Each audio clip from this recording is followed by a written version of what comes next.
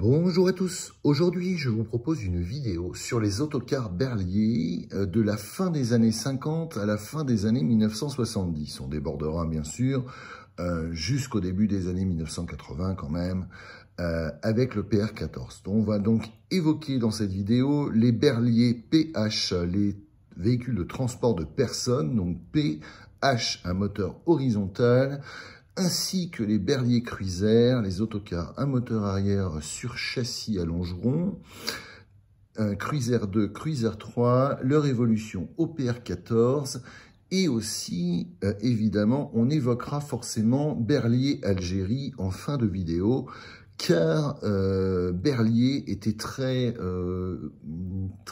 impliqué dans sa volonté de proposer ses produits dans le but de développer des pays, comme Berliet l'avait déjà fait à Cuba, en Pologne et aussi en Algérie. Voilà.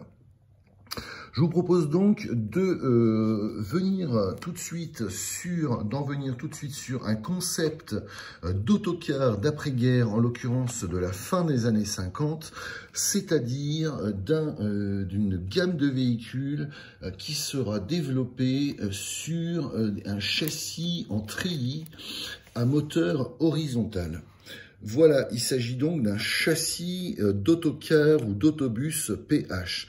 Un châssis en treillis de tube avec une ossature tubulaire, comme nous le verrons, et cela donnera un véhicule de transport de personnes, un PH à moteur horizontal, comme on l'a vu sur la photo, qui sera disponible aussi bien en autocar de tourisme ou en autocar de ligne, c'est-à-dire avec une maxi capacité place assise, avec des racks à bagages intérieurs, ou alors, évidemment, moins de sièges, plus de racks à bagages, suppression des racks à bagages, une girouette avant et arrière avec le numéro de ligne, et cela donnera un autobus. La même structure sera donc utilisée culturellement à partir d'après-guerre, justement comme autobus aussi bien que comme autocar. Voilà. Donc je vous présente le véhicule. Alors il faut savoir que à la fin des années 50, le premier PH s'appelait en fait PLH. Et avait la particularité d'avoir la porte arrière directement en arrière de l'essieu arrière. Voilà, il n'y avait pas le demi-module de baie que l'on aperçoit. Ce qui signifie que ces véhicules-là avaient justement un porte-à-faux arrière très court. Voilà, ce sera immédiatement corrigé par un porte-à-faux arrière rallongé à la fin des années 50. Voilà, plus exactement au début des années 60. Voilà donc un autocar de la gamme PH avec un moteur horizontal en partie médiane du châssis. Voilà. Alors, il faut savoir que Berliet a fait réaliser à un de ses véhicules une véritable épopée pendant l'hiver 1960-1961. Voilà, où effectivement, il y avait le départ de l'opération randonnée. Ici, un extrait de Paris Match, où effectivement, on voit l'autocar randonnée qui est prêt pour réaliser les 5 tours du monde non-stop, pour justement, c'est-à-dire un peu plus de 200 000 km, pour justement prouver la fiabilité du moteur Magic et de la conception Berliet. Voilà donc à bord de l'autocar Berliet, lancé à grande vitesse depuis plus de 3 mois. C'est une ronde ininterrompue. Voilà, donc 97 jours, 1 heure et 24 minutes, l'énorme distance de 200 000 km à la moyenne stupéfiante de 85,86 km/h. Bien entendu, une performance contrôlée par l'ACF qui montre que l'autocar Berliet randonnée a parcouru l'équivalent de 5 tours du monde sans qu'il ait été besoin une seule fois de démonter ou réparer le moteur, la boîte de vitesse ou le pont arrière. Le 24 février à 9h24 du matin, donc en 1961, celui des 11 pilotes qui, au volant, allument les phares et klaxonnent longuement en signe de victoire. Le Berlier vient de franchir à toute allure son 200 millième kilomètre. Voilà, donc 97 nuits d'hiver, l'autocar a consommé 30 ampoules, ni la batterie ni l'éclairage n'ont eu de défaillance. On peut observer effectivement l'état du véhicule après cette épopée. Voilà. Bien entendu, le circuit de Miramas, évidemment, était revêtu d'un béton qui ne tenait pas, voilà, donc un circuit assez endommagé, qui était justement parfait pour ce type de record. Voilà, ici, donc, voilà, le moteur Magic, voilà. Il y a aussi la suite derrière, si j'arrive à choper la page. Voilà, alors, donc là, on a la vue, effectivement, du véhicule, voilà, sous la pluie, voilà, une longue nuit d'hiver, le circuit dur, détrempé, le car Berlier fonce à toute allure. Voilà. Donc le contrôle de l'UTAC, voilà, pour la consommation du Berlier randonnée, la roue de bicyclette qui mesure avant l'épreuve les accélérations et vérifie le compteur. Il s'agit donc de l'étalonnage. Ici, moins brillant qu'une voiture, confort sans égal, c'est le verdict du capteur. Voilà. Ici, la haie d'honneur pour accueillir le Berlier randonnée et son conducteur. Alors que le 200 millième kilomètre a été franchi, voilà, et avec évidemment le président des automobiles Marius Berlier qui effectivement décore chacun des participants à cette épopée. Voilà donc l'histoire qui a lancé justement l'autocar Berlier randonnée. Voilà. Donc là, on a justement une vue sur la gamme d'autocars Berlier, voilà, du plus petit au plus grand. Voilà donc un aperçu de la gamme au début des années 1960. On a donc l'escapade, le randonnée le plus long, donc. On a le rallye et le fugue développés sur des châssis de camions, mais avec une carrosserie tout à fait similaire. Voilà donc la photographie d'une partie de la gamme. Effectivement, on aperçoit les châssis courts au milieu, entourés de part et d'autre de châssis longs. Voilà, ici quelques vues alpines de l'autocar. Voilà, ici une scène de vie dans une école maternelle, voilà, pendant les 60s en France, les années 60, voilà. Ainsi que un parcours montagneux, voilà, une jolie photo d'un parcours montagneux. Voilà. Donc pour revenir justement à nos châssis, donc là nous avons donc le châssis tubulaire du Berlier PH, voilà, le Berlier, l'autocar Berlier à moteur horizontal. On aperçoit effectivement le moteur horizontal là, voilà, la surélévation à droite, voilà. Ici donc effectivement le positionnement du moteur central en arrière de l'essieu avant droit, voilà, ici un moteur 6 cylindres, je vous donnerai les caractéristiques techniques bien entendu dans un instant. Ici l'accès avant donc par un plein pied plus de marche, voilà, à l'autocar Berlier PH. Ici c'est un autobus en l'occurrence, puisque, comme je vous l'ai dit, effectivement, ce véhicule-là, il suffisait de supprimer quelques sièges, d'élargir les portes, et on obtenait un autobus. Voilà donc un autobus Berlier PH, justement.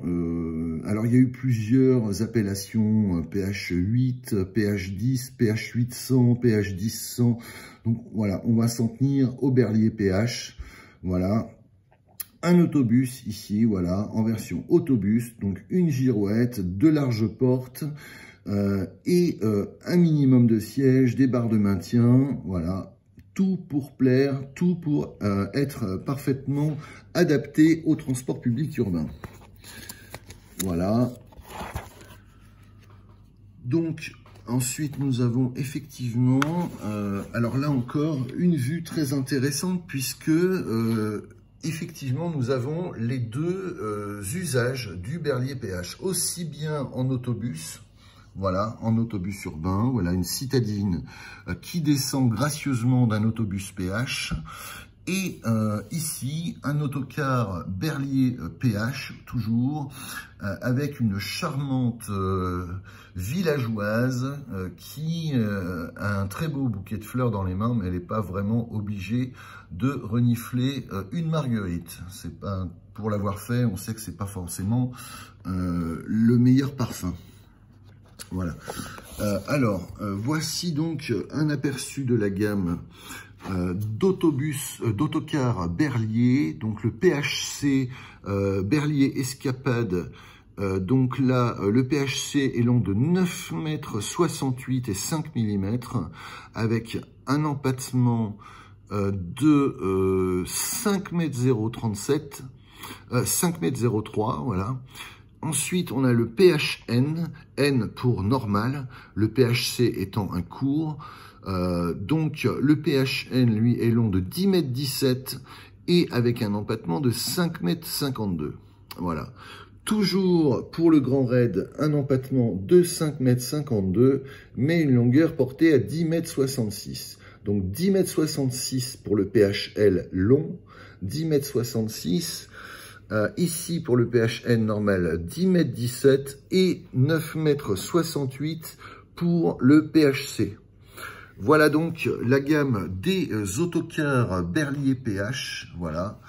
3 modèles auxquels se sont ajoutés évidemment les cours que je vous ai montrés il y a quelques instants. Alors, le Berliet PH, l'autocar. Alors, nous allons voir les caractéristiques. Alors, il y a deux possibilités d'aménagement, c'est-à-dire l'aménagement de série ou l'aménagement super luxe. Voilà. Donc, effectivement, les différences. Donc, effectivement, il y a dans la variante super luxe des matériaux mieux choisis, plus valorisants et des équipements aussi plus haut de gamme que effectivement sur la variante de série. Voilà. Donc les voussoirs, d'accord, voussoirs latéraux clairs ou teintés avec rideau d'obturation, d'accord, donc ça ce sont des voussoirs vitrés, d'accord, des voussoirs vitrés en option. Ok, climatisation, donc c'est chauffage sur échappement avec distribution de l'air chaud, par gaine côté gauche, chauffage et déchiffrage du pare-brise, chauffage du chauffeur, prise d'air réglable sur la face avant, aspirateur par dépression à l'arrière, très bien. Chauffage autonome au gasoil sur demande et les sièges aussi ont deux gammes, distinctes. Voilà, donc il y a vraiment plusieurs possibilités. Voilà, il y a aussi, alors oui, c'est très important, les strapontins, on reviendra sur les strapontins dans une brochure illustrée, c'est-à-dire des sièges pliants qui servent aussi bien d'accoudoir pour les sièges côté couloir que effectivement de places d'appoint. Et donc ça, forcément, ça obstrue le couloir. Voilà, donc les équipements possibles, l'autoradio, la girouette lumineuse, plaque latérale d'itinéraire, verrouillage de la porte pliante avant droite. Voilà, la caisse, donc toujours le même principe, une caisse métallique constituée de profils d'acier à haute résistance, soudé électriquement et d'embouti en tôle blanche de première qualité, tôlerie rivée, cordon de mastic spécial à tous les joints, pavillon nervuré participant à la rigidité et à l'insonorisation de l'ensemble, protection de l'ensemble par peinture anti-rouille, isolation thermique et phonique par produit insonorisant à base de caoutchouc et de solvant. Voilà, donc le plancher métallique plat ou incliné surélevé par plancher bois rapporté sur la version Super Luxe. Voilà, les configurations de portes, les coffres à bagages, avec effectivement des possibilités, notamment un portillon d'accès à la soute arrière sur le côté gauche. Voilà, haillon rabattable sur soute arrière également. Voilà, ça permet de gagner quelques mètres cubes de volume. La galerie à bagages sur demande, les glaces et baies, avec des aérateurs panoramiques au pavillon, plusieurs aérateurs ou toute glace, la partie supérieure coulissante. Voilà, et la décoration avec des découpes de peinture appropriées selon des plans peinture préétablis ou à la demande du client. Voilà. Alors le moteur, il y en avait deux en fait. Il y avait ou le 5 cylindres ou le 6 cylindres. Le moteur Magic, donc toujours un moteur de 120 mm de course et 120 mm d'alésage et 140 mm de course. Donc les moteurs de 5 cylindres ou 6 cylindres. 5 cylindres, 7,9 litres de cylindrée, 6 cylindres, 9,5 litres de cylindrée, 5 cylindres, 150 chevaux, 6 cylindres, 180 chevaux. Voilà, avec un moteur quand même plus coupleux pour le 180 chevaux. Voilà, donc avec une boîte de vitesse à 5 rapports, donc avec évidemment un embrayage bidisque. Voilà les possibilités, donc aussi une boîte à 6 vitesses ZF en option. Voilà, la transmission, le pont arrière. Voilà les possibilités pour l'autocar PH. Voilà la suspension à lame semi-elliptique, simple à l'avant et à l'arrière, montée sur bague métallastique, correcteur et flexibilité en caoutchouc, amortisseur hydraulique à double effet à l'avant et à l'arrière, stabilisateur à l'arrière, voilà. Un réservoir de 200 litres, voilà. 4 roues, mais qui ne sont pas jumelées, sauf sur demande, à l'arrière. Voilà, la monte arrière jumelée sur PHC, PHN, PHL.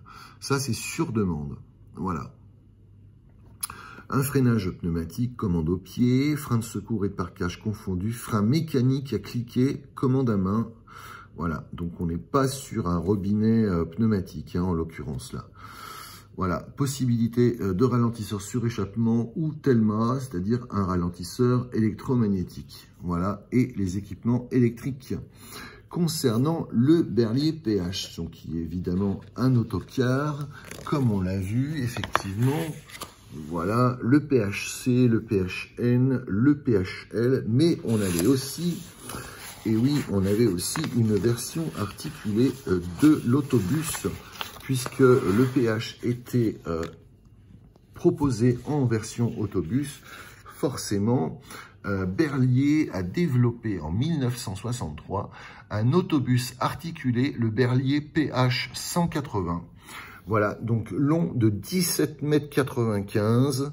Voilà, c'est un prototype qui a effectivement été construit. Voilà, il avait la particularité, cet autobus articulé, d'avoir un essieu arrière directeur, c'est-à-dire qu'à mesure de l'angle de pliage de l'articulation, l'essieu arrière était effectivement directeur. Donc, s'agissant de l'articulation des tringleries pour justement permettre à l'essieu arrière d'être directeur, l'essieu arrière directeur, l'étranglerie et l'articulation étaient licence Viberti, une licence italienne. Voilà. Donc ça permet, voilà, alors l'implantation type du PH 180, et on note effectivement que le poste pour le receveur est bien implanté au milieu de la caisse arrière, de la remorque en l'occurrence, puisque le moteur est à l'avant. Donc, ce qui signifie que les clients montés par la porte arrière étaient stockés dans la partie arrière de la voiture arrière jusqu'à ce qu'ils passent devant le receveur qui leur vendait un titre de transport ou qui contrôlait leur titre de transport. Voilà. Voilà donc, toujours intéressant aussi de voir la hauteur libre au-dessus du sol en charge de 200 mm. Voilà. Alors par contre, je ne crois pas qu'on ait la hauteur intérieure libre. Voilà. Peut-être 1,85 m peut-être, c'est peut-être ça. Je vois qu'il y a 1,85 m là, je ne sais pas du tout. La hauteur intérieure libre, je ne sais pas. A priori, ce serait ça. Voilà donc, évidemment, cet autobus PH 180 est disponible avec un moteur 6 cylindres de 180 chevaux. Voilà, on verra ça dans les caractéristiques. Alors, voici l'évolution, l'épure de dégagement d'un trottoir cas extrême. Voilà, donc l'articulation qui est licence Viberti. Voilà. On observe effectivement le balayage du porte-à-faux arrière sur le trottoir. Voilà, dans le cas évidemment de deux véhicules qui sont garés l'un derrière l'autre, comme on peut voir effectivement l'arrière du véhicule. Voilà.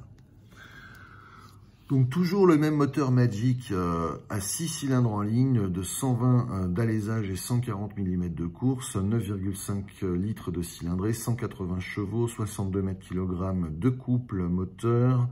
Voilà, un boîte de vitesse type Wilson. Donc ce sont des vitesses synchronisées. Voilà. Pour une vitesse maxi de 54,9 km/h. Voilà. Voilà donc le plus spectaculaire des autobus urbains de la gamme Berliet en 1963. Voilà, donc le châssis treillis à poutre centrale, constitué de tubes d'acier et de sections rectangulaires soudées électriquement. Voilà, rigidité absolue de l'ensemble, protection par produit spécial à base d'aluminium, évitant les couples. Protection par produit spécial à base d'aluminium, évitant les couples électrostatiques. Ah oui, d'accord, il se répète. Ok, donc la remorque cadre droit constituée de 2 longerons en tôle d'acier emboutis en forme de U et entretoisés par des traverses rivées. Section des longerons 220 x 90 x 8 mm d'épaisseur. C'est un sacré longeron. Voilà, les suspensions ressort à lame semi-elliptique. Correcteur de flexibilité en caoutchouc, à l'avant 2 amortisseurs à levier, milieu 2 amortisseurs à levier et stabilisateur, et à l'arrière 2 amortisseurs télescopiques et stabilisateurs. Voilà donc freinage pneumatique principal, pneumatique à commande manuelle pour le frein de secours et un frein de parquage à commande mécanique à cliquet. Voilà, les équipements électriques et évidemment quelques équipements divers. En l'occurrence, les revêtements intérieurs, voilà, donc des panneaux de tôle d'acier recouverts de chlorure de vinyle, soudés, et voilà, et la partie supérieure des panneaux stratifiés. Pavillon recouvert de panneaux stratifiés au centre et sur les côtés avec arrondi d'extrémité avant et arrière en tôle emboutie. D'accord, plancher entièrement métallique surélevé au-dessous des places assises, sauf sur la plateforme sur pivot. Voilà, le tapis vinylique de 25/10 de millimètre, c'est-à-dire 2 mm et demi sur couloir et plateforme et 1 mm et demi d'épaisseur sous les sièges. Isolation phonique du plancher, les tambours de roue, très bien. 4 portes latérales d'accès sur la paroi droite, l'une à 2 vantaux en avant de l'essieu avant. Ah oui, d'accord, la première porte est à 2 vantaux et les autres sont à 4 vantaux. J'avais pas fait attention à ça. Ah oui, oui, effectivement, la porte avant est à 2 vantaux et toutes les autres sont à 4 vantaux. Voilà. Donc, très intéressant. Voilà, les sièges voyageurs. Ok, le siège du receveur, les accessoires. Ok. La peinture. Ici, ce sont les options. Comme sur les autocars, le confort thermique, on avait oublié de voir ça. Voilà.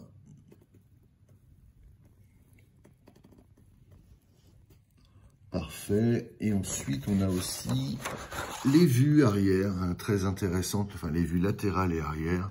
Voilà les photographies de l'autobus PH 180 de 1963. Voilà la vue intérieure avec des poignées qui sont intégrées au siège.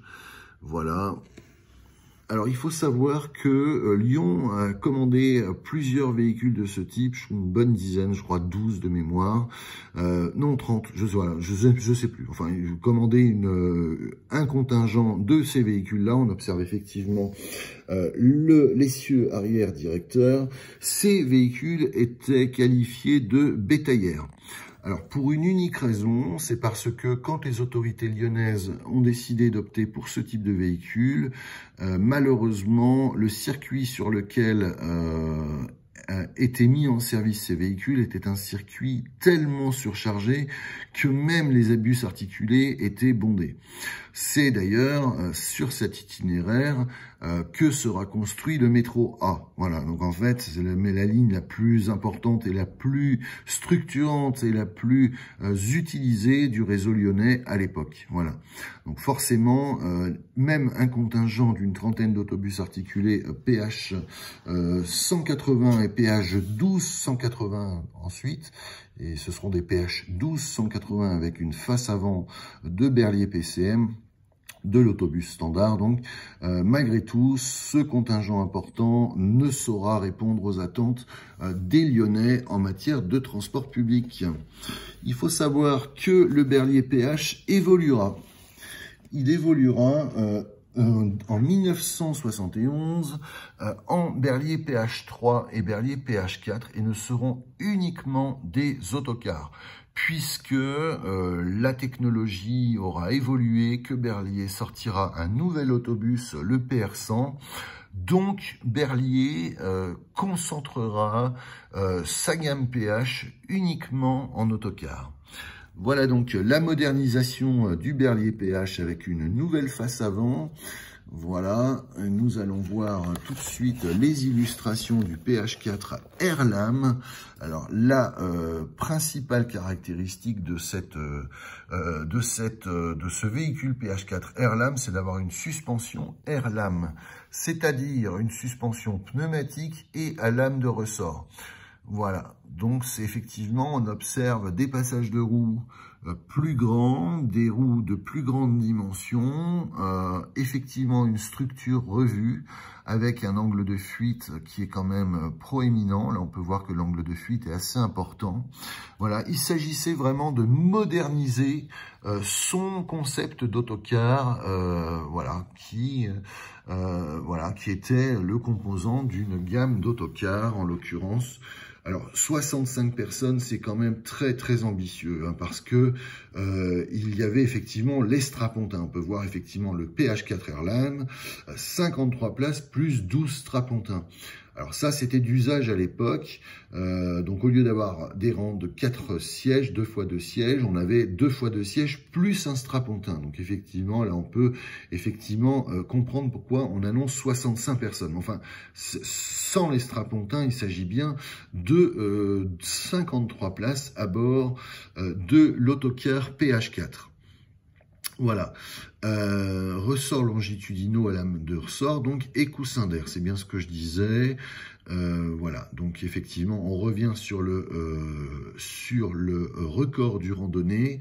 Voilà, effectivement. Alors ensuite, nous avons, alors là c'est très très intéressant parce qu'on a des vues intérieures de l'autocar. Alors ici, on a une définition ligne. Alors, ça se casse toute la figure. Voilà, donc la définition ligne et la définition luxe. Voilà, donc il y a deux définitions possibles. Alors moi j'aime beaucoup le plafond, le pavillon en stratifié. Voilà, le plus bel effet, un beau formica, je dirais, c'est presque du formica, quoi. Bien brillant, là, des détails. Vraiment, on est au début des années 1970, hein, donc des sièges très confortables. Ce sont des fauteuils même. Voilà, donc des baies à la partie supérieure coulissantes. voilà, et des jeunes femmes qui sont ravies de voyager à bord de l'autocar. On observe aussi la variante ligne avec des sièges en sky, des sièges donc en texoïde, en tissu plastifié. Donc je trouve que pour cette version ligne, la présentation est absolument magnifique. C'est une très belle photo, l'intérieur est très bien mis en valeur, alors évidemment, hein, c'est un intérieur d'époque, hein, 1970, là, donc on est quand même, ça remonte à plus de 50 ans. Moi, je trouve que pour un véhicule de plus de 50 ans, la présentation est absolument impeccable. Alors maintenant, quelle a été effectivement la robustesse du véhicule en exploitation quotidienne, en exploitation intensive, là, c'est un autre débat, hein, entre la rouille, les sièges en sky qui commencent à se déchirer aux angles, la mousse apparente, bon, ça c'est vrai que ça peut être... voilà, il fallait l'anticiper, il fallait savoir l'anticiper, mais comment savoir ce qui va se passer dans le futur? Voilà, en tout cas, voilà, une très belle présentation, voilà, les sièges de ligne, avec effectivement... Pour le PH4, c'est-à-dire la version la plus longue du véhicule, voilà l'aménagement intérieur, voilà, avec les features, avec les équipements principaux, et la variante luxe, effectivement, avec des sièges qui ont quand même un dossier qui est un peu plus haut, avec effectivement un appui-tête intégré, voilà. Nous avons aussi dans cette brochure du PH4, alors là on a aussi toute une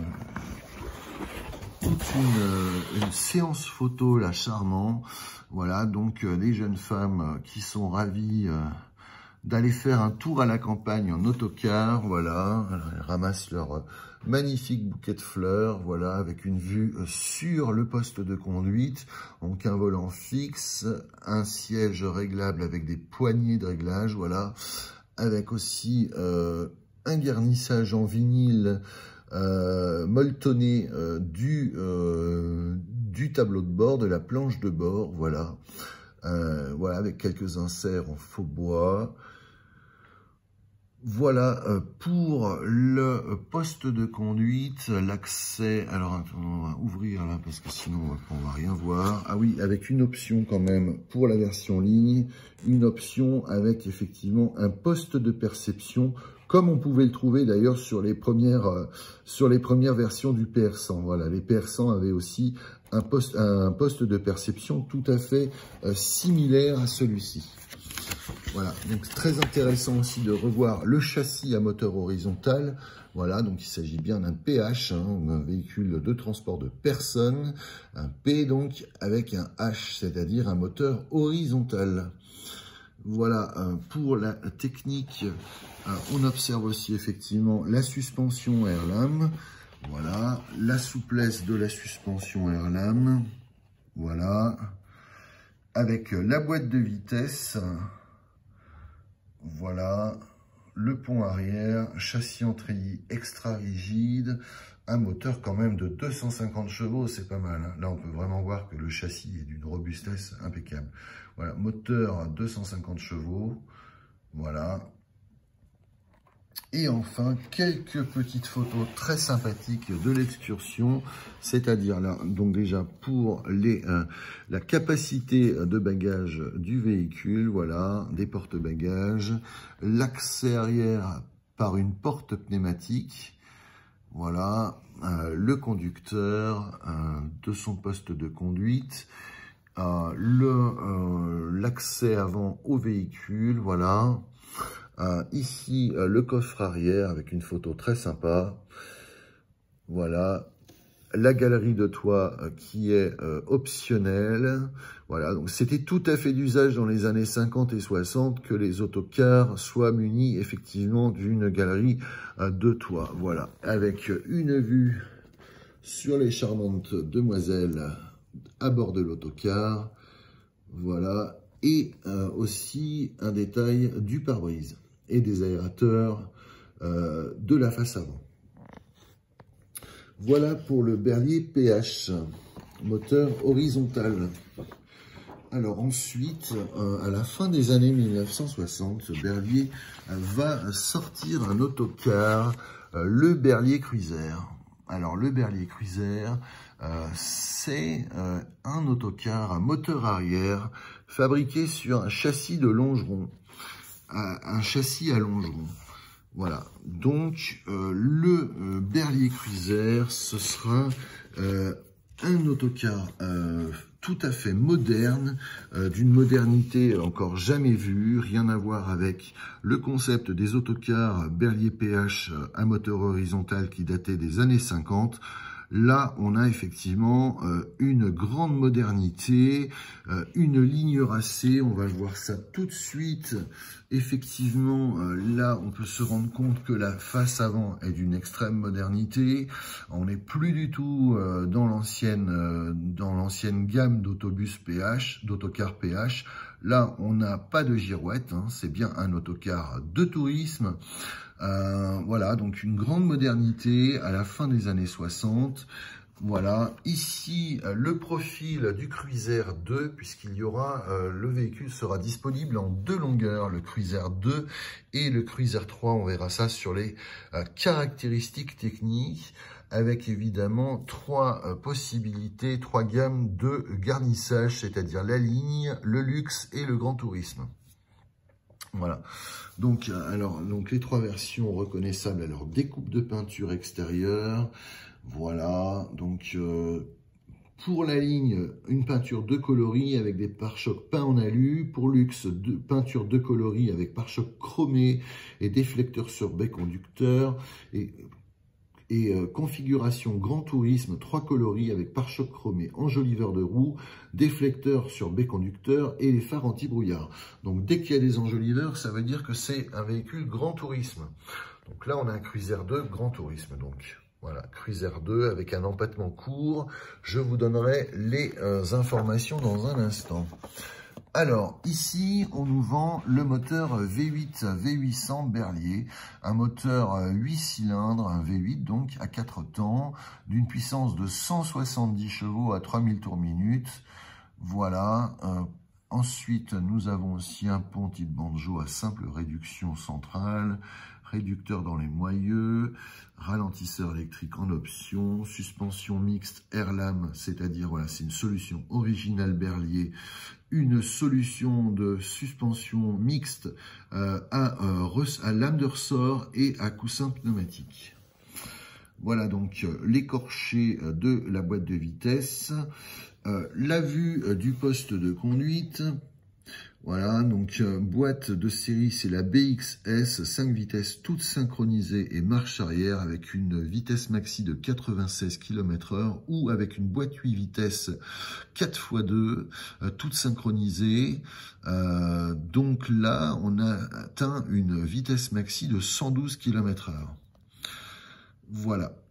112 km/h. Ensuite, nous avons la vue effectivement sur le coffre spécial pour outillage sous le conducteur. Voilà, là, l'accès aux soutes. Ici, le climatiseur de 17 000 frigories.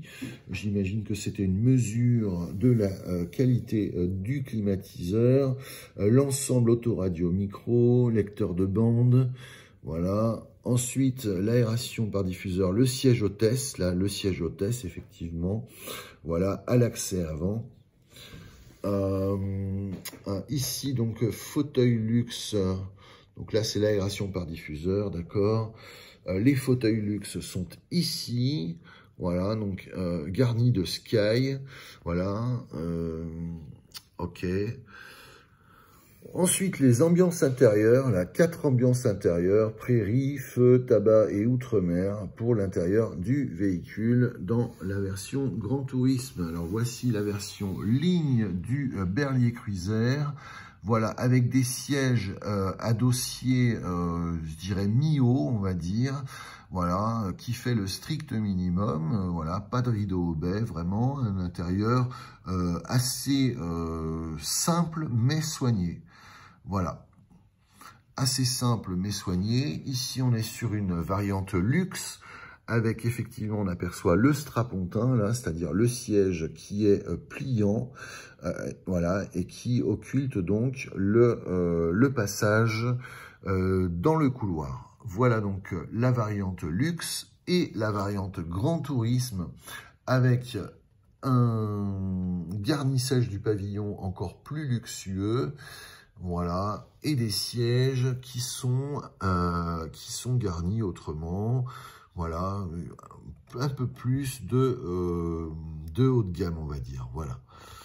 Des équipements encore plus valorisants, voilà, le fauteuil GT en option, grand luxe de série, haut-parleurs, diffuseur d'air, etc. Voilà, là, on observe effectivement qu'il y a des équipements tout à fait valorisants sur le Cruiser 2, en l'occurrence. Voilà. Voilà donc la face arrière du Berlier Cruiser. Voilà, donc un autocar en version courte ici, effectivement. Voilà, muni d'un moteur V800 Berlier, un moteur V8 de 170 chevaux. Comme indiqué dans la brochure. Voilà. Ok. Alors ensuite, donc voilà, là, ici, donc c'est bien un véhicule donc long de 9 mètres 30 cm. Voilà. Donc c'est un empattement court, un empattement de 4 mètres 06. Voilà. Le Berlier Cruiser, le Cruiser 2 donc. Voilà. Version linéaire, c'est-à-dire version ligne, une version ligne dépouillée, voilà, avec effectivement des sièges plus simples et plus rapprochés, voilà. Ici, une version luxe et une version grand luxe, voilà. Donc une porte double pneumatique à l'avant et une porte battante issue de secours à l'arrière. Voilà donc les caractéristiques du véhicule. Voilà, le Berlier Cruiser 2. Alors, on a aussi, voilà, donc linéaire, luxe ou grand tourisme. Voilà, donc le plancher surélevé, pare-brise en deux parties, porte avant droite à double vantaux, à commande pneumatique, éclairage automatique de la plateforme à fermeture à clé, porte arrière droite battante, soute centrale et coffre arrière gauche, aérateur statique arrière d'évacuation d'air vicié, prise d'air avant avec volet réglable, chauffage par 4 échangeurs avec recyclage et diffuseur au plancher, coffre avant et outillage avec les équipements extérieurs, frise de ceinture, encadrement des baies alu, poli, grille surprise d'air avant, baie à partie supérieure basculante, sauf porte arrière, glace fixe. Voilà donc plusieurs équipements, voilà, les équipements extérieurs, les équipements intérieurs, la peinture synthétique cuite au four. Voilà, alors donc nous avons effectivement le linéaire, le luxe ou le grand tourisme avec effectivement des features qui sont différents, des équipements qui sont différents effectivement. Voilà, donc évidemment, plus on monte en gamme, plus les équipements sont intéressants et haut de gamme. Voilà. Alors, les équipements optionnels, voilà, donc au niveau de la tôlerie, donc possibilité de girouette avant, préchauffage au gasoil avec réservoir indépendant, voilà, les galeries à bagages carénés avec échelle à l'extérieur, sur le pavillon, donc pare-brise de secours, les équipements intérieurs, donc tapis de sol caoutchouc avec mousse, porte-bagages linéaire, éclairage fluorescent, haut-parleur et ligne tirée, lecteur de bande, deuxième micro, conducteur sur flexible, poste de perception conducteur sans siège hôtesse, voilà, avec les sièges différents, fauteuil grand tourisme Berlier 70, 2 assises, 2 dossiers inclinables à tétière, garnissage tissu écossais, accoudoir fixe garni de 2 côtés, accoudoirs centraux, manchette relevable, cendrier, filet vide-poche, poignée au dossier, repose-pied, piétement inox, 32 places, pas de 850 mm, plus siège hôtesse avec panneau avant réduit. Voilà donc le Cruiser 2 avec un moteur V800 Berlier, donc voilà, de 170 chevaux, voilà, un V8 avec un embrayage monodisque, une boîte de vitesse BXS 5 vitesses avant ou la ZF 4 vitesses avec relais, donc qui donne 8 vitesses toutes synchronisées. Voilà, les performances selon le rapport de boîte, voilà, avec des vitesses maxi de 67,9 ou 81,8 km/h. Voilà, le pont arrière, la transmission, la suspension air-lame, évidemment, voilà, la direction, le réservoir, les roues et pneus, le freinage et voilà, l'équipement électrique. Ensuite, évidemment, le Berlier Cruiser, ou plutôt auparavant, puisque ça c'était en 1971, mais ici nous sommes en 68, là nous sommes en 68, zut, j'ai pas respecté l'ordre chronologique. Donc voilà le Cruiser 2, effectivement, donc long de 9,24 m. Ensuite, nous avons le Cruiser 3 également, qui n'est pas long de 9,24 m, mais de 10,94 m. Voilà. Donc pour le Cruiser 2, on a vu effectivement les aménagements intérieurs, le Cruiser 2 et le Cruiser 3. Ici, voilà, donc toujours 3 versions, ligne luxe et grand tourisme. Alors très intéressant, il faut savoir que Berlier étant très occupé par la fabrication de ses autobus PR100, a décidé à un certain moment de faire carrosser ses Cruiser 2 par le carrossier portugais Chetano. Les Cruiser 2 seront donc appelés les Cruiser Porto, les Cruiser de Porto, et les Cruiser 3, puisque l'unité CD4 de fabrication des autocars, autobus de Vénissieux sera surchargée de travail par les contrats d'autobus PR100, le Cruiser 3 sera ensuite sous-traité, la carrosserie sera sous-traitée chez Heuliez. Voilà, le Cruiser 3, donc, Cruiser 2, poids total en charge, donc on n'a pas, voilà, poids du véhicule carrossé pour le Cruiser 2, 7 tonnes 95 pour le Cruiser 2 et 8 tonnes 53 pour le Cruiser 3. Donc 9 tonnes 750 kg pour le Cruiser 2, 8 tonnes 530 kg pour le Cruiser 3. Voilà, avec un nombre de places pour le Cruiser 2 de 32 à 37 places et pour le Cruiser 3 de 40 à 45 places. Un cubage des coffres à bagages de 3 mètres 3 mètres cubes 100 ou alors de 5 mètres 600. 5 mètres cubes 600, 5,6 mètres cubes, on va y arriver. 3,1 mètres cubes pour le Cruiser 2 et 5,6 mètres cubes pour le Cruiser 3. Voilà. Alors, là, on a donc toujours 3 versions, les lignes luxe et grand tourisme. Voilà donc toujours pareil, hein, le même principe de fabrication avec les mêmes possibilités d'aménagement intérieur. Voilà, je vous laisse libre d'imprimer. Voilà pour votre impression d'écran. Par contre, il y a quelque chose que l'on va voir, effectivement, de très intéressant. C'est un moteur diesel en V qui s'appelle le 6V53N45. C'est un moteur General Motors, un moteur Detroit, 6 cylindres, 2 temps. Alors, imaginez un peu, là, un moteur à 2 temps, c'est une véritable cocotte minute, qui avait la particularité donc d'avoir 5,21 litres de cylindrée, qui proposait une puissance de 200 chevaux à 2600 tours minute pour un couple maxi de 63 mètres/kg à 1500 tours minute.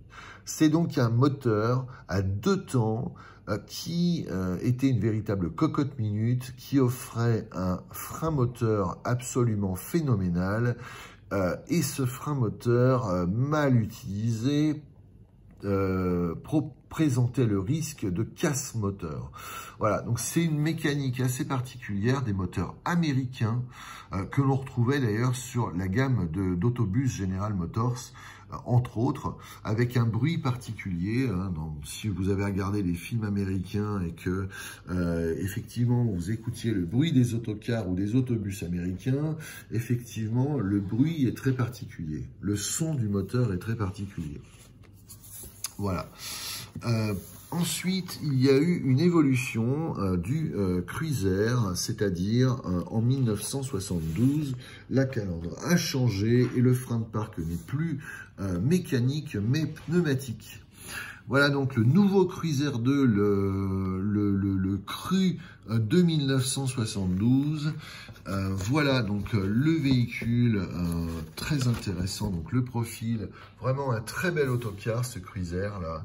Vraiment, c'est valorisant de monter à bord d'un autocar comme celui-ci parce qu'on est vraiment pris en compte en tant que passager. Voilà, donc être passager d'un Berlier Cruiser, c'était l'assurance à l'époque d'être pris en compte. Voilà, on était content de monter à bord, un bel autocar, une belle ligne, un autocar à moteur arrière. Voilà, donc vraiment une finition, une fabrication, une finition d'excellente qualité. Voilà, le Cruiser 3, voilà. C'est vrai que c'était un véhicule absolument vraiment valorisant, voilà, on était très content d'être passager du Cruiser 3. Voilà. Ici la version Porto, la version Cruiser 2 mais Porto, voilà. Donc c'est effectivement la fabrication du véhicule qui a été sous-traitée chez Cetano. Voilà donc les possibilités d'aménagement intérieur en fonction de la finition choisie par le client et de la longueur. Voilà, Cruiser 2, Cruiser 3 en linéaire, luxe ou grand tourisme. Voilà, linéaire luxe, grand luxe et grand tourisme.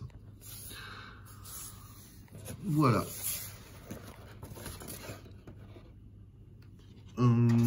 Ensuite, il y aura une évolution un nouveau véhicule qui va apparaître en complément du Cruiser, puisque Cruiser 2, Cruiser 3, oui, mais pas de Cruiser 4. Donc, Berlier va s'atteler à fabriquer un nouvel autocar, ici une version de 1977, qui ne s'appellera plus Berlier Cruiser, mais qui reprendra tous les avantages du Cruiser en les améliorant. Il s'agira donc toujours d'un autocar à moteur arrière développé sur un châssis à longeron. Il s'agira du Berlier PR14, long de 12 mètres. Voilà. Donc, ce sera le plus grand de la gamme qui proposera 57 places, voilà, ou 53 places, ou 49 places selon le type de finition choisi, voilà, et de type de siège choisi. Donc, un autocar PR14 d'une grande modernité. Je vous montrerai les visuels dans un instant. Je suis en train de vendre la mèche, là, je sais pas pourquoi ça se passe tout la gueule. Voilà, donc là, on a effectivement le Berlier PR14 S en l'occurrence. Alors, la ligne est magnifique, hein. Vraiment, la ligne est absolument magnifique. C'est un très beau véhicule qui donne un coup de vieux au Berlier Cruiser dès sa sortie sur le marché. Là, vraiment, les glaces collées sont du plus bel effet. Voilà, plus besoin de mettre des décorations en métallique, là en l'occurrence, voilà, vraiment une très belle ligne, ce PR14. Ce sera vraiment le véhicule qui donnera envie à tous les transporteurs, effectivement, d'être clients de Berlier. Voilà, donc le PR14. Alors là, par contre, au niveau des choix des coloris, c'est pas vraiment top. Par contre, on peut observer quand même que les joues de siège sont en sky et que les sièges sont garnis de tissu. Alors, voilà, faut aimer les couleurs, hein. Vraiment, là, on est sur un véhicule, voilà. C'est très particulier, cela dit, l'équipement intérieur est très soigné. Voilà, les néons fluorescents cachés sous vasque. Voilà, les aérateurs qui ne sont pas opaques au pavillon, vraisemblablement, ils sont vitrés. Voilà, et des sièges qui, malgré tout, proposent un confort tout à fait adapté au véhicule. Alors moi, je les ai pas trouvés formidables, ces sièges, mais on verra après que ces sièges-là évolueront légèrement et seront tout de même tout à fait acceptables. Voilà, la dame qui prend ses aises à l'arrière de l'autocar, des extracteurs d'air au pavillon. Voilà, donc les features, évidemment, les les liseuses et les distributeurs d'air pulsé individuels. Voilà.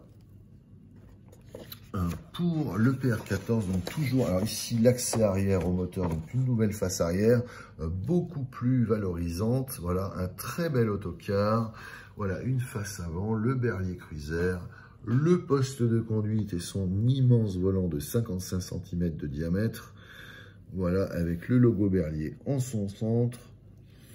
Voilà, le chronotachygraphe, vraiment un poste de conduite dépouillé, toutes les commandes sont sur le côté, voilà, la commande de boîte de vitesse, tout est clair hein, dans le PR14, là en l'occurrence, vraiment très intéressant.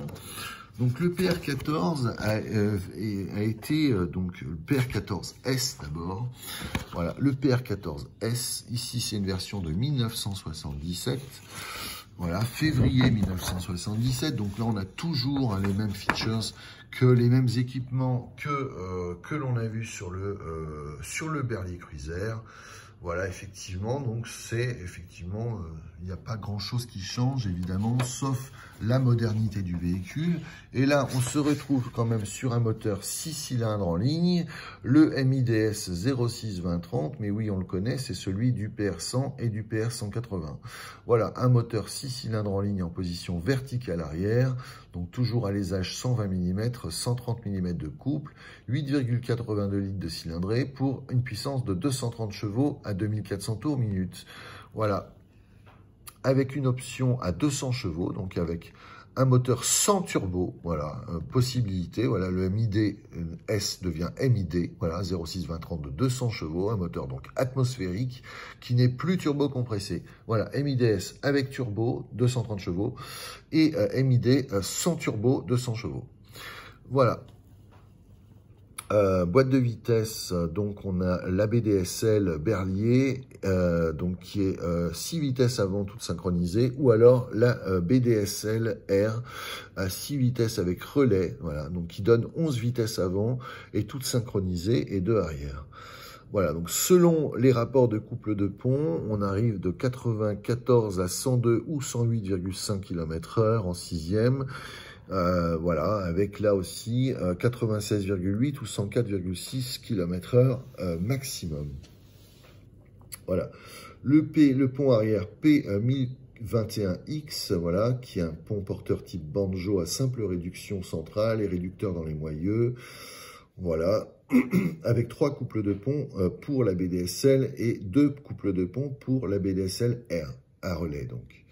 Voilà, le châssis, donc cadre constitué de 2 longerons en tôle d'acier emboutis en forme de U, entretoisés par des pics, traverses rivées, traverse centrale en X, section des longerons 189 x 75 x 7 mm, plus les renforts, 4 points de remorquage, 2 à l'avant et 2 à l'arrière.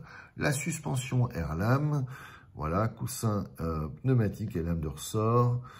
Voilà, la direction, les réservoirs de 250 litres à l'avant, les pneumatiques avec roues jumelées à l'arrière évidemment, de série, le freinage pneumatique intégral, y compris le frein de parquage, sur cylindre de frein à verrou agissant sur les roues arrière, voilà, et le ralentisseur Telma ou ralentisseur sur échappement sur demande.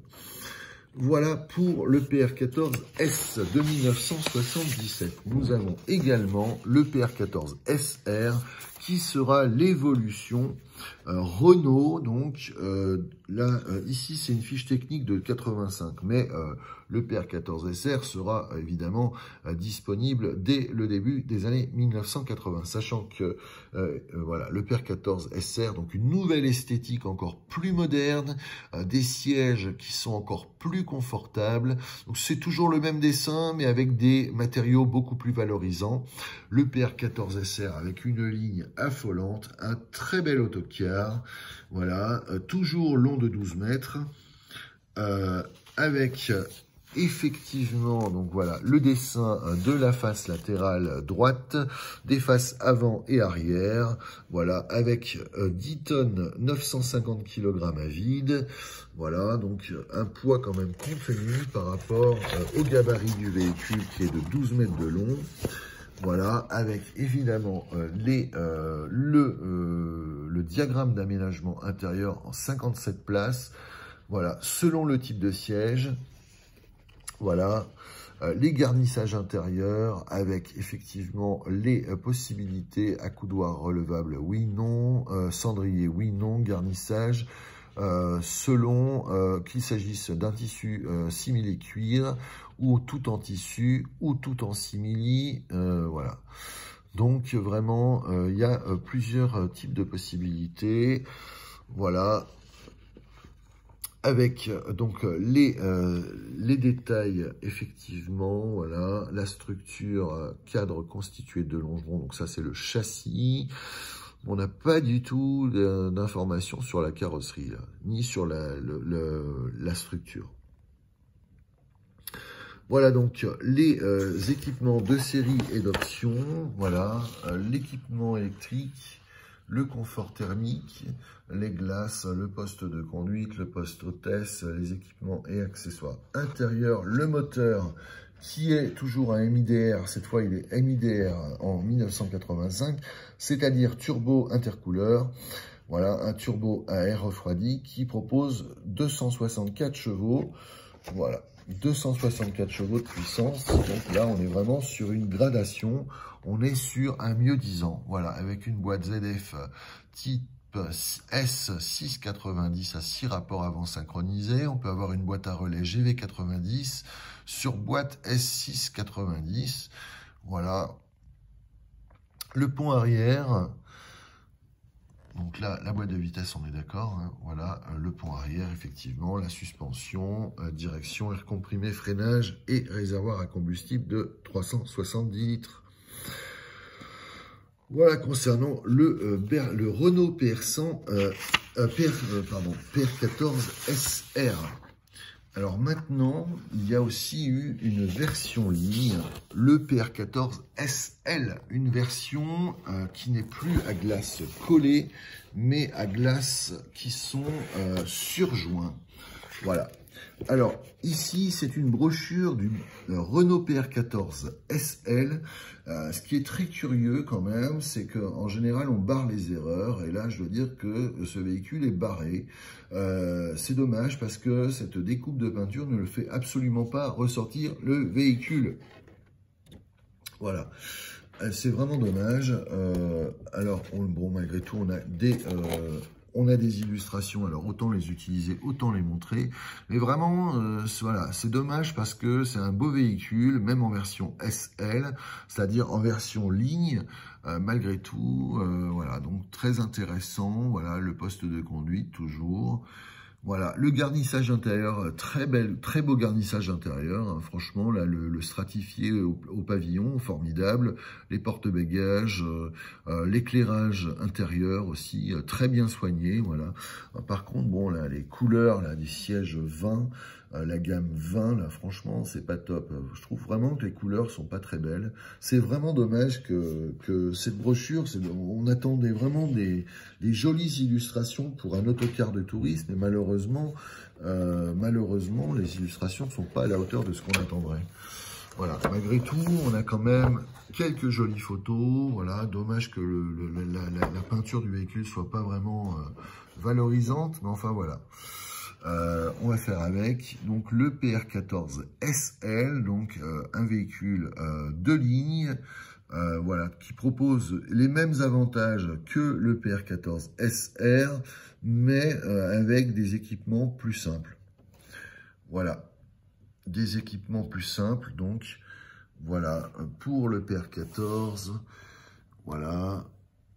Les avantages du PR14, 7 mètres cubes de soute, voilà, donc disponible, idéal à exploiter aussi bien la semaine que le week-end, évidemment, moteur MIDR, toujours le même, donc turbo intercooleur, voilà. Voilà donc les caractéristiques du PR14 SL. Voilà. Alors, je voulais quand même présenter Berliet Algérie, très important, le site sans transition, le site d'Alger Rouiba, donc Voilà, très intéressant, qui deviendra donc la Sonacom. Donc très intéressant. Au cours de l'année 74, les unités seront opérationnelles. L'assistance technique apportée par Berliet comprend plus de 200 techniciens. Au cours de l'exercice 73, 6156 camions et 303 autobus ont été fabriqués dans l'usine algérienne.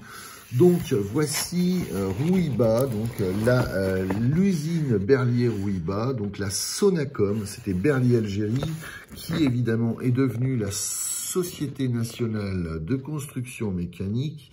Voilà l'usine de la Sonacom de Rouiba. Donc c'était un point d'honneur pour Berliet de fabriquer, de créer une usine pour répondre aux besoins spécifiques de l'Algérie.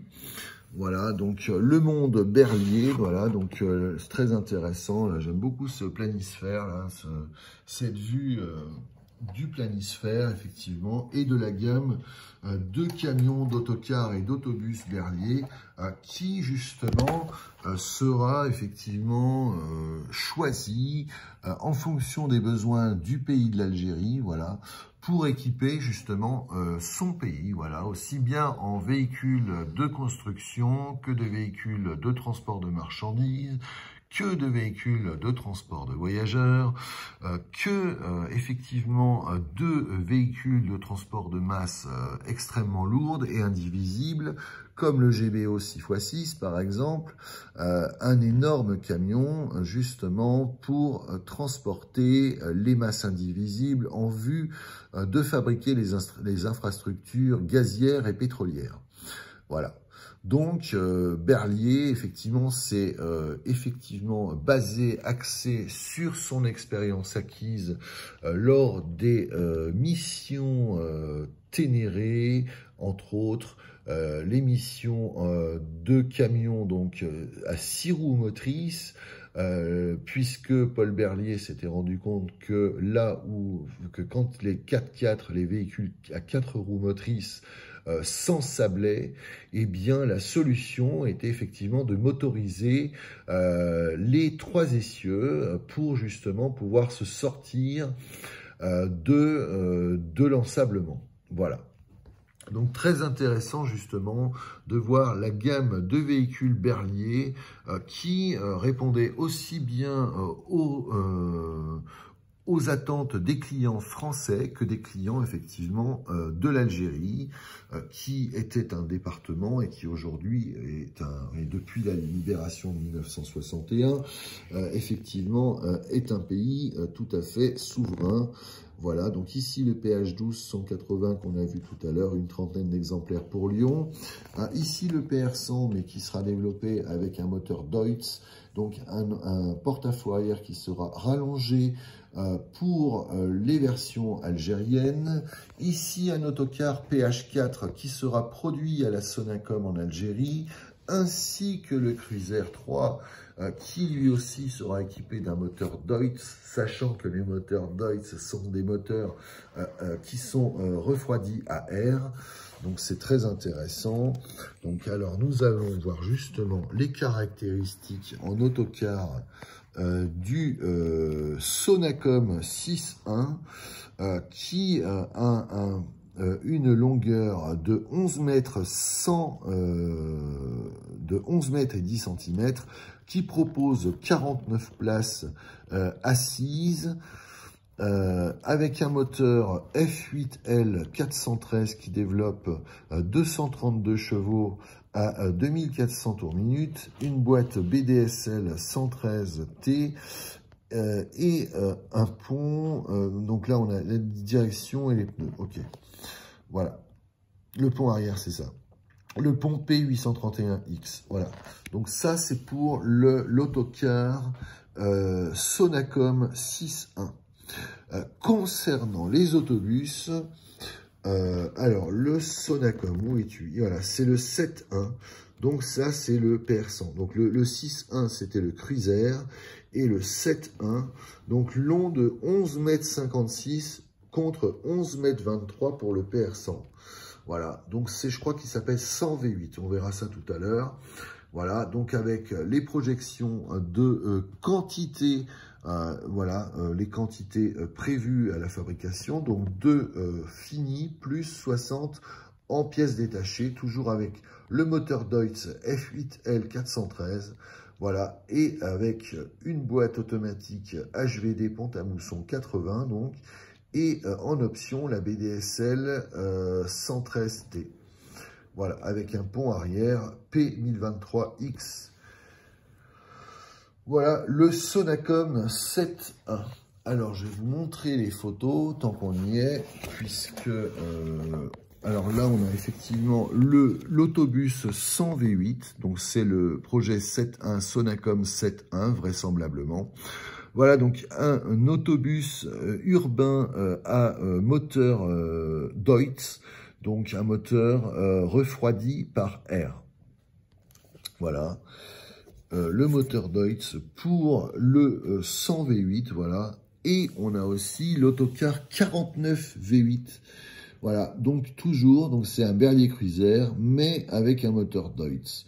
Donc, du coup, on voit que l'empattement, le porte-à-faux arrière est rallongé, effectivement, de quelques dizaines de centimètres, comme on l'a vu sur le PR100, qui sera plus long de 33 centimètres, et sur le PR14, sur justement le Cruiser 3, là, qui est plus long de...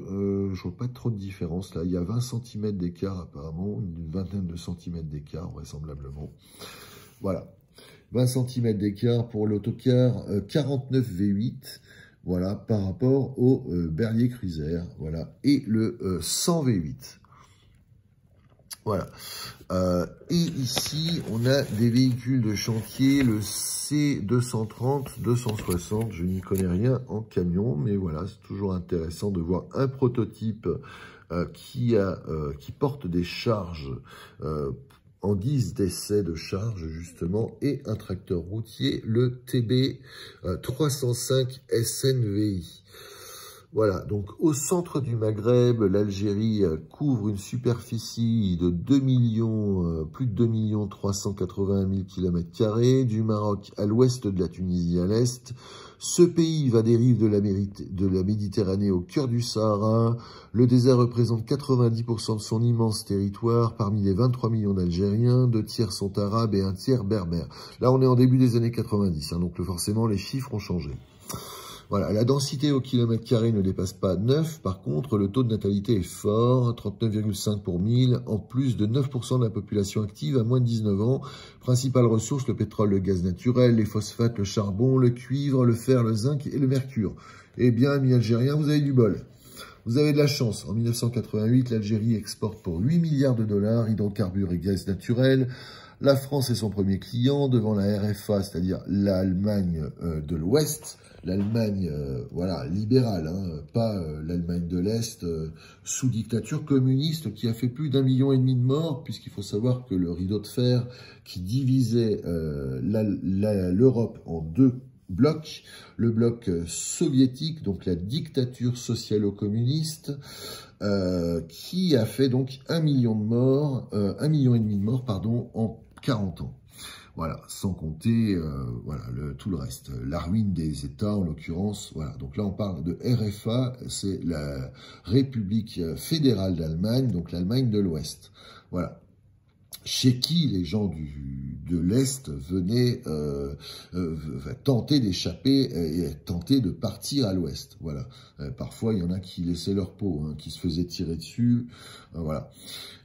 Donc, alors, les principaux clients donc des hydrocarbures et du gaz naturel de l'Algérie, voilà, au chapitre des importations, il faut citer les biens d'équipement, les produits finis, les denrées alimentaires. En 88, l'Algérie a importé pour 6,5 milliards de dollars, principaux fournisseurs, la France en 3e place, l'Italie, les USA et les Pays-Bas.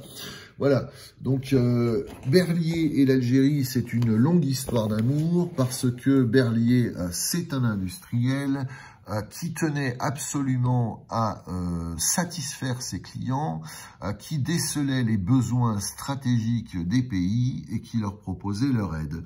Parfois, c'était souvent les pays qui venaient voir Paul Berlier, et Paul Berlier essayait d'apporter les solutions. Il faut savoir aussi qu'en ayant constaté que les ouvriers qui venaient du Maghreb, notamment de l'Algérie, dans l'usine de Vénissieux, travaillaient très bien, eh bien, son propos était de dire « Construisons une usine en Algérie pour pouvoir offrir à nos clients un véhicule fabriqué moins cher qui répondra aux mêmes standards de qualité, tout en équipant évidemment le pays dans lequel les véhicules étaient fabriqués. » Merci à vous d'avoir suivi cette vidéo un peu longue, j'espère que vous l'avez appréciée. Un grand bonjour à nos amis algériens qui sont nombreux à suivre mes vidéos. Je les salue bien amicalement, bien cordialement et avec tout mon respect. Bien à vous tous, merci pour vos commentaires et vos likes et vos abonnements et à très vite. Merci, au revoir.